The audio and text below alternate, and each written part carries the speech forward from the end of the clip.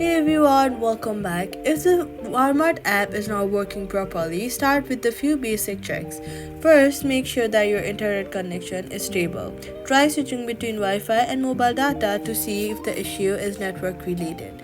Then, swipe up from the bottom of your screen, look for the Walmart app and then swipe it away.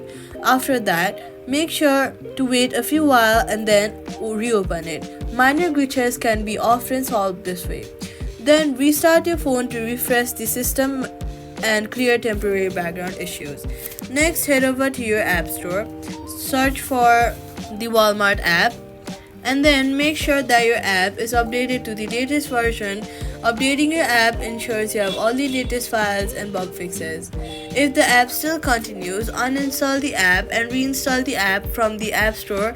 After reinstalling, open the app and log back in and check if everything works normally. If none of these steps fix the issue, there may be a temporary service problem, so wait a few minutes and try again. And that's it. Subscribe for more quick fixes.